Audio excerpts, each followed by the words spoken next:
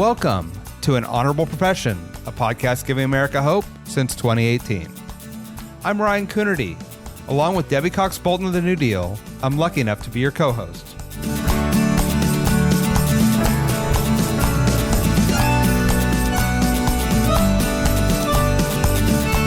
An Honorable Profession is a New Deal Leaders podcast. The New Deal is an organization that supports the next generation of American leaders.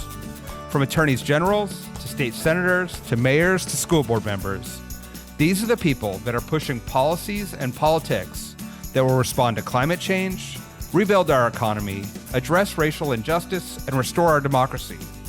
These are incredibly talented people who have dedicated themselves to public service when their country and their communities needed it the most. Check out NewDealLeaders.org to see what I'm talking about.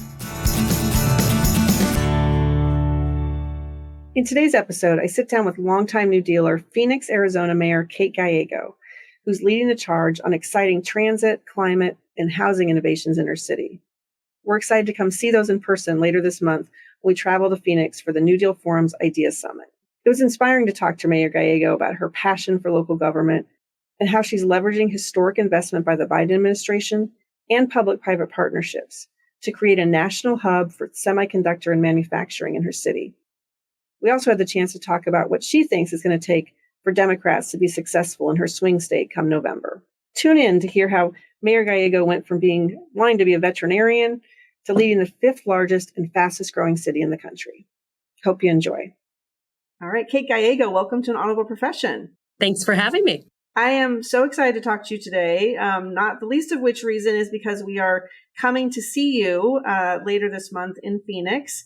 We're bringing the New Deal and NewDEAL Forum to your city to really talk about and see firsthand all the exciting stuff you have going on in your city. So we're going to do a little preview today of some of that work and then maybe also get a little bit of a lay of the land in Arizona politically. But you have done such a remarkable job as mayor, frankly. Starting with that, I know that you, when you first became mayor, really set out some very bold goals and a vision for your city, including diversifying your economy and strengthening your infrastructure and investing and making Phoenix a leader in sustainability. So I want to talk about all of that as we go through today and some of the cool stuff that we're going to see when we're there with you. I also want to congratulate you. I know you just were elected chair of the Democratic mayors. So president of that. Congratulations on that.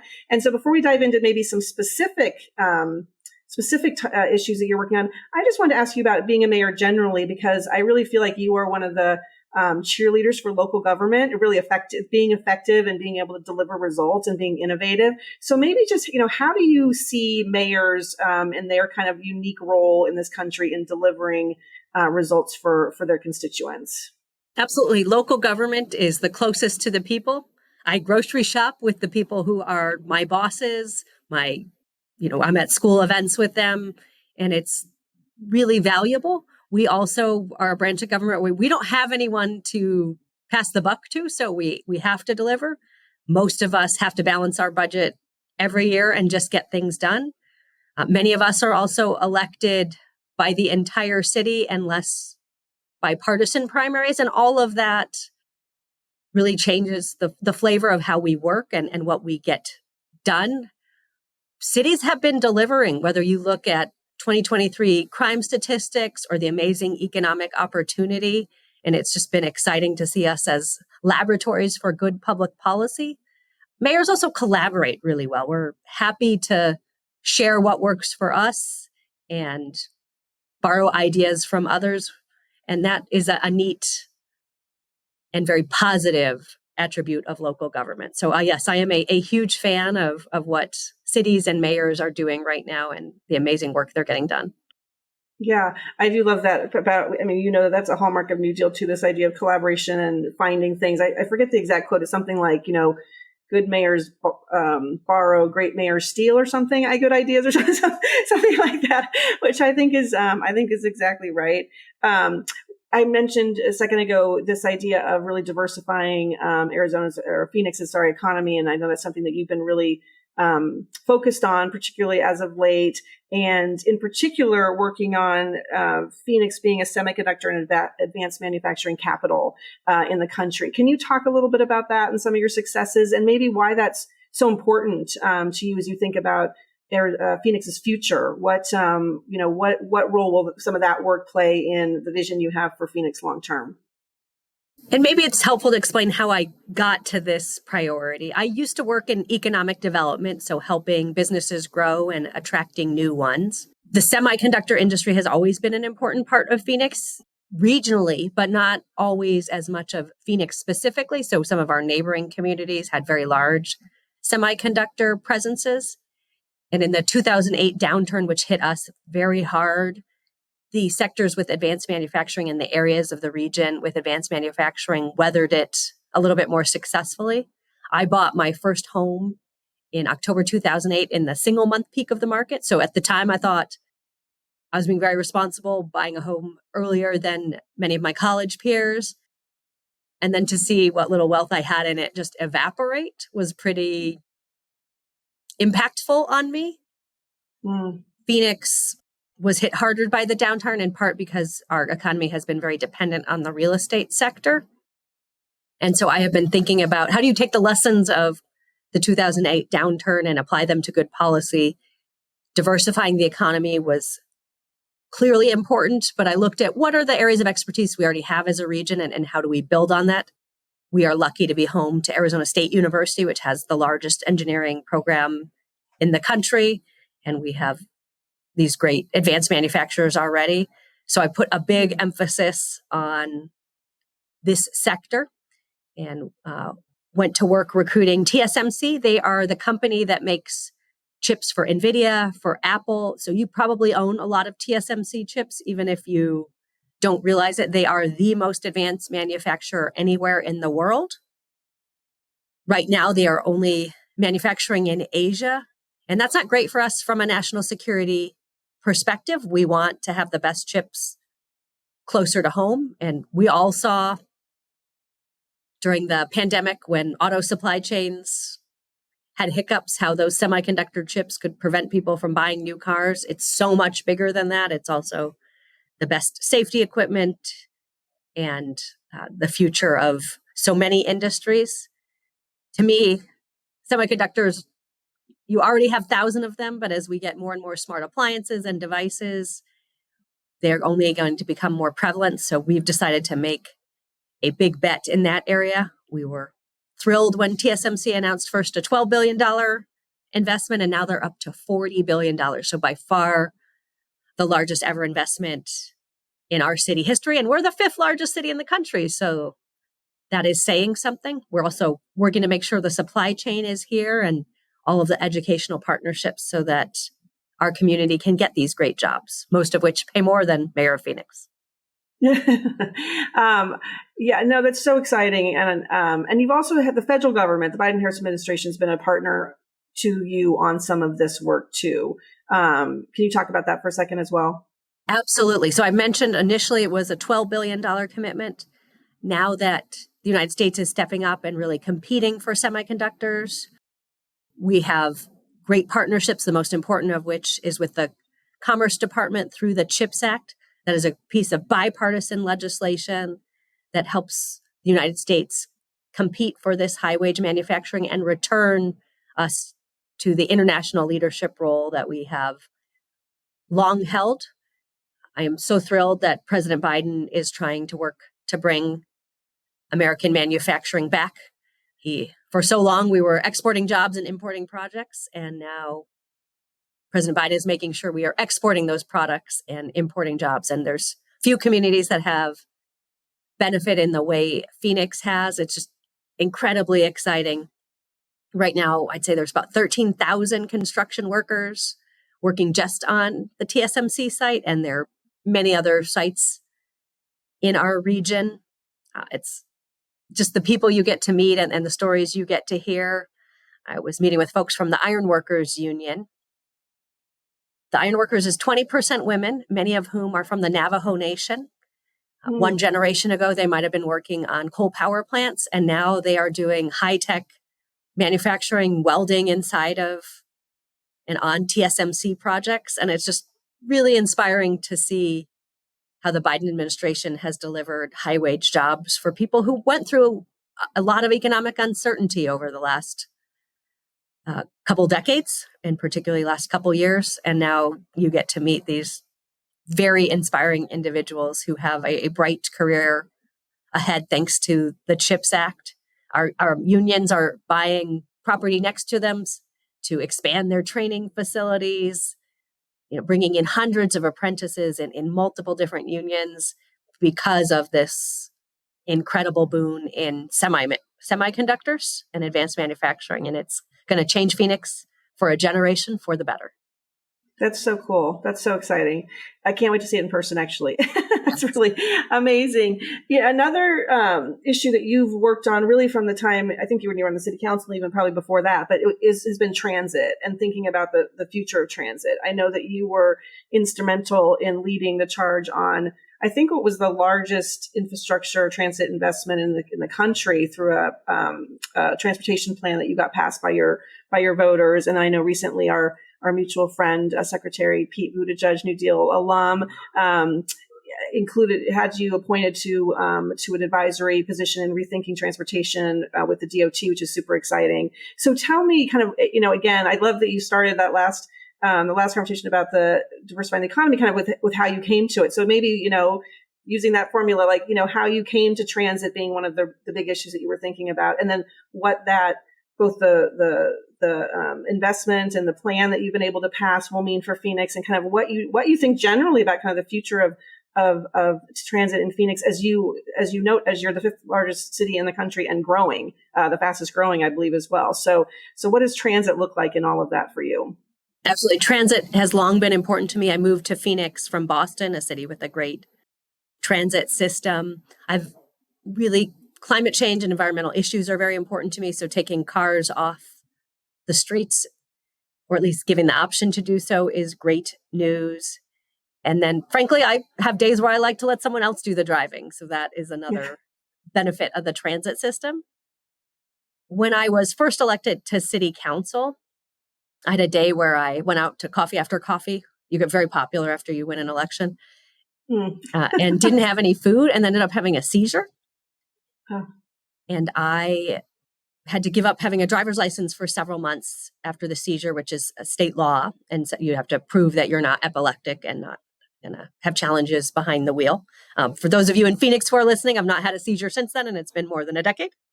But it was an eye-opening experience for me. It was during a time period when we hosted the Super Bowl, and you try getting a taxi to come and pick you up while they have all the CEOs in town for the Super Bowl. I was just so thankful to have the transit system that we had, which was great in our downtown and central core, but did not meet all of the city's needs. And so I lived in a part of the city that didn't have great transit. I am lucky to not have to be transit dependent, but there are many people in our community who are. And so my personal experience, as well as just how much it makes sense for our community, really led me to put a lot of effort into transit. So when I was on the city council and NewDEAL alum Greg Stanton was mayor, we partnered to pass, as you said, what was at the time the largest municipal transit program in the country. And it's tripling our light rail system, building out bus and dial-a-ride to our entire city. It's a game changer for older adults who want to stay at home and be independent, as we all do. One thing that's very exciting about our community is we're the largest autonomous vehicle zone in the country. And right now they are all electric. So you can arrive at Phoenix Sky Harbor Airport and take a vehicle that has no human driving it in the car to our downtown right now. This is really exciting technology for several reasons, one of which is we have a huge driver shortage right now in Phoenix. So we're one of those communities where school bus drivers and others are been hard to find, and that's been high impact. It's also exciting from how do you design cities if you don't need maybe as much parking in the long term? We're a ways away from that right now, but we think Phoenix might be one of the cities that could really benefit from that. We are blessed with sunny weather and good street qualities for autonomous vehicles. And so I hope in the long run, we'll be able to design the system so that it makes sense from both a safety and sustainability perspective. You mentioned earlier, I've been very lucky to be tasked by Secretary Buttigieg with chairing our country's Transforming Transportation Advisory Committee. And that will look at technology in a variety of different aspects, including AI, automation, and more. How can it improve the life of Americans? How can it make us safer? And what guardrails do we need to make sure that we are appropriate as we adopt this transformative technology? So I have the chance to work with a variety of the country's experts in this area. I'm the only elected official, which has its pluses and minuses. And so I hope to very shortly start delivering some great recommendations for our country so that we can be a leader in advanced technology, but do it in a safe and thoughtful, responsible way. That is so super exciting. Well, I'm sure that all of NewDEALers were going to be excited to benefit from what you find out and what they can learn from you and think about for their own communities. Another thing I'm super excited to learn more about when we're in Phoenix with you soon is the work that you've done on housing, and in particular, thinking about affordable housing and again, some innovative ways to provide it. You want to tell us give us a little preview of what you've been working on in that space? Well, one of the things that I'm hoping particularly people in local government will get to see is some of the work we've done around advanced materials, and then rethinking some of the materials we all have, like shipping containers. So we, like many communities, needed to get housing up quickly, particularly for vulnerable populations, and have partnered to turn shipping containers into quick to deploy housing options. In Phoenix, shipping container housing really started as a market rate product. So we have the tallest shipping container housing right now in our city. It was very popular during Super Bowl, where people would pay extra to stay in it or just to visit it and see what it was like. It's produced with advanced technology indoors. And so it's for communities like ours where we need to stretch our construction workforce as much as possible. Being able to work year-round indoors is very helpful. And then the housing can be installed with a crane, so very quick to go up. We had a rough summer last year with incredible challenges around particularly the heat in July. And we had shipping container housing that was able to stay cool throughout our rough summer on solar energy.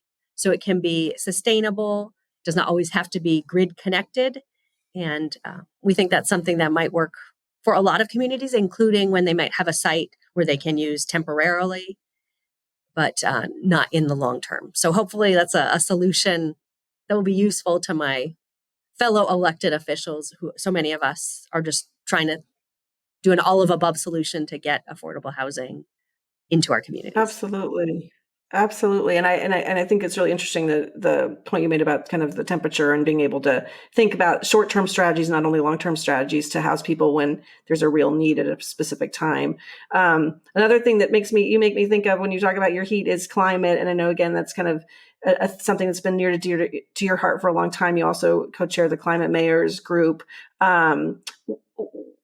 Phoenix is we're actually moving our meeting up a little bit to be in Phoenix because we wanted to avoid the heat a little bit later in the summer. So you have some really unique challenges when it comes to climate and climate resiliency. And so kind of, again, as you think about putting your city on the path to being a sustainable leader, of being a very future oriented plan, what are some of the elements that you think that are most important that you address as a mayor in your tenure when it comes to climate? So I have an environmental degree by background. I'm very, very interested in sustainability. I actually thought when I moved out to Phoenix, I would work long-term in solar energy, and there's not a better place to do it among big cities. We are the sunniest. That has many benefits. We train so many of the airline pilots for the entire world because the training programs know it will be sunny and good conditions for flying. But it means that while we don't have the weather challenges of much of the country, like terrible snow or hurricanes or earthquakes, heat is our challenge. And so we try to think about how do we reduce greenhouse gas emissions and how do we prepare for the summer heat. We're proud to have more solar installed on our city facilities than any other city in the country. We also have an amazing park system with more acres of parks, and that can be really valuable because our natural Sonoran desert ecosystem doesn't maintain the heat the way asphalt does. And also it's spectacular and beautiful, so everyone wins there. And so we are continuing to invest in those areas, but also how can we fully take advantage of the Inflation Reduction Act and the incredible money that it has for our residents to lower their energy bills and to go solar. Same for our small businesses. And now finally, churches, nonprofits, and others can directly get the incentive from the federal government. It's transformational. And I'm hoping to do my part to make sure everyone in our community knows what's in it and gets to take advantage of it. So we're going to bet big on energy efficiency and renewable energy, particularly solar in our community. We're also trying to attract as many solar and energy efficiency jobs as possible. And I've gotten to visit sites where Asian companies that would have manufactured in Asia are now coming to Phoenix because of the incredible leadership and commitment that the president has to Buy American. But it's also great that it's become Buy Phoenix as well. And so meeting the individuals working in those clean energy jobs has been exciting. They have often go into parts of our city that have some of the greatest needs for economic development. So it's not just a sustainability strategy, but also an economic development strategy. For example, we think the largest cool pavement program in the country, where it's a lighter sealant on city streets, can make a 10-degree difference in terms of summer heat retention. And because of our commitment to that type of investment, the company also located a factory in our community. So creating jobs, not just for the products made for our community, but to bring them out of our community. So from my perspective, investing in sustainability has been a win all around. That's so great. It's so great. You've brought up a number of things throughout our conversation, kind of about your background, which I'm going to weave together into a question because it's so interesting, right? So you have a sustainability or an environmental degree. You worked on an economic development and brought all that to bear as an elected official, both in the city council and then as mayor. So I'm just so curious, did you, this is an honorable profession and we love to talk about how people got into public service, and you've already, reminded us all about, how important local government is to delivering real results for people. But did you start out thinking you were going to be an elected official, or did somewhere along the line you say, hey, I can take all these things and actually, go into government and do things? How did that come about for you? Well, I grew up wanting to be a veterinarian, so I think a little bit of a surprise to be here. When you look back at your life, you see hints. Like I remember early going to neighborhood meetings with my dad, and when we all worked together to do things like plant trees in my local neighborhood, and just being proud of being part of that. But then I went on to school to get an environmental degree and then got an MBA and was planning to be an entrepreneur in solar, was eventually the long-term plan. I had been involved with the city for my adult life. So first, no surprise, with the Environmental Quality Commission, where I started out chairing our solar energy effort. So I'm very proud to be able to share what I shared earlier about our leadership in solar, because I feel like I've been involved now for, this makes me feel old, but close to 2 decades. From the Environmental Commission, I went on to our general plan, which is our decade strategic plan and land use map. It's actually interesting. There are several other New Deal leaders like Lauren McLean who had a similar path in that way. And that long-term planning is very exciting and gets you thinking about what's possible. But what finally pushed me over the edge was being in economic development and just talking about how Phoenix ought to be doing more to chase high-wage jobs and diversify our economy. I'm a bit of a complainer. And so people were like, well, do something about it. And so I ended up running for office. I was not a natural public speaker. So at my first debate, I memorized all of my answers because I gave the questions ahead of time. And then would you like to guess what happened when I got to those first questions? I bet they didn't use Forgot those questions. what the answers were. No, I just memorized them and lost the memory. So rough. I think a rough start with some of the skill set that you need to go in public life, but thank heavens one Yeah. can get better over time. And now people, because I started out being so terrible, people are like, well, you've gotten so much better. So maybe the rough entry Yeah. No, you're turned out to be okay for me. it helped. Well, you're fantastic at it now, and I mean, you bring up a couple points I want to highlight because I think they're so important. One is I love that you talked about entrepreneurship because people don't think about government as being entrepreneurial necessarily, but really, from with you and so many of the leaders we work with around the country, absolutely policy entrepreneurship. Some of the stuff you're talking about, bringing new technologies or bringing just new ways of thinking about government. We need that kind of a outlook, right, and perspective in government. And I think a lot of people have it, and it gets overlooked a little bit. We like to call New Deal leaders, policy entrepreneurs. But kind of more personally, on the second point you made about maybe not feeling like you were ready for this job or whatever. I mean, I think that's also so important that a lot of people who listen to this podcast, I think, are people who, might think about running for office someday. And I think it's so great to hear from people about, there's not an exact right time to do it, or you don't have exactly all the skill set, but that you see a need that you want to, and you have a skill set that you can use to help people, and you just want to jump in, and some of the other stuff maybe comes along a little bit later. So I appreciate you raising that and saying that, because I think it's important that, particularly women, frankly, just to call a spade, sometimes, think, oh, I couldn't do that. And it's like, no, I think, yeah, you can do that. You can do that. If you have a passion and you have a vision, you can do that too. So thank you for jumping in and, and sharing that story.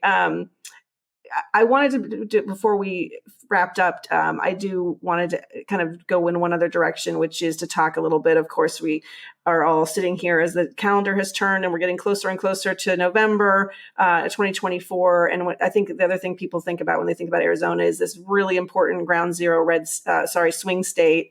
And, would love your perspective on what you think are going to matter most to voters come November, how Democrats should think about messaging and being successful. And I wanted to start with a really direct question because it's just a real curiosity of mine. So I think people were very relieved that in the midterms, you had a couple of very high profile races where it felt like democracy was a little bit on the ballot, where people who had been, running as kind of, people who wanted to tear down democracy, that they didn't prevail. So I guess, my question is that really is that an accurate understanding of what happened in the midterms? And are there lessons that people can draw from that going into 2024, specifically around the democracy issue?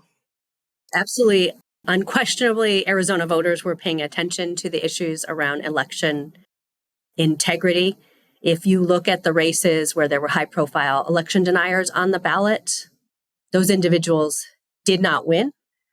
We are a purple state, but still more registered Republicans than Democrats. And in the statewide races where election denial wasn't the focus, Republicans did pretty well. But in areas where election integrity was front and center, Democrats, like our amazing New Deal leader, Adrian Fontes, won, and in his case, quite decisively. Our voters want their will to be honored. If they pick a candidate, they want that candidate to be seated. We continue to have debates here, unfortunately, about whether public policy tools should be used to circumvent the voters. But at the moment, they have not been moving forward, and the voters have just repeatedly said we want, from governor to Secretary of State, people involved with the election who will honor the popular vote and do what is right. So keep talking about that, maybe for Democrats to understand, maybe a better way to say it is to understand that voters still care about that, right? That's something that voters are going to be looking at, presumably in 2024 as well. What about other issues that you see Arizona? Arizona is a unique state. I mean, obviously you're a super fast growing state. You have a really significant Latino population. You're a border state. What are, and then of course there's, all the stuff we were already talking about that people care about jobs and transit and, housing. So when you think about kind of what issues are going to be top of mind for voters in Phoenix and around Arizona, what advice would you give to Democrats who want to make sure they're connecting with your voters? Phoenix gets our city name from the mythical bird that rose from the ashes. People often move here for opportunity. They want to be able to rise and have more options.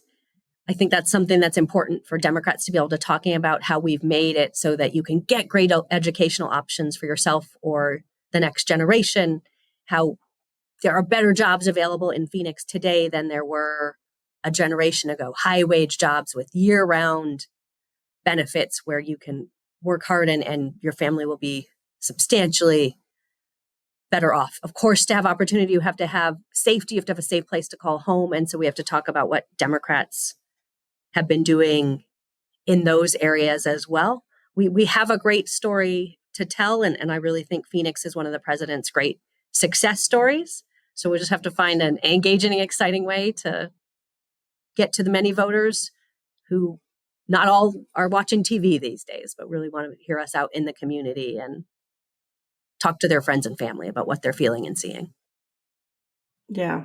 Thank you for that. And I think you're right about making sure that the success stories are told. You talked a lot about the partnership you had with the administration and also, the results that you're delivering as mayor. So making sure we tell those stories, I think, is going to be super important this year. And to do that, we're excited again to come see you and see that firsthand with bringing a bunch of leaders from around the country to see what they can learn from your successes in Phoenix and take back home to their communities. So really appreciate you hosting us. Appreciate you being on the podcast leading up to the event, and can't wait to see you real soon. Thank you so much. And for those listening, if you don't get to join New Deal, we hope you'll come to visit Phoenix on your own.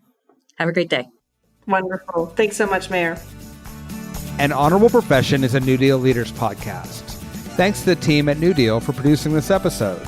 We encourage you to bring honor to public service, and because we keep things honorable, no tax dollars are used in the making of this podcast.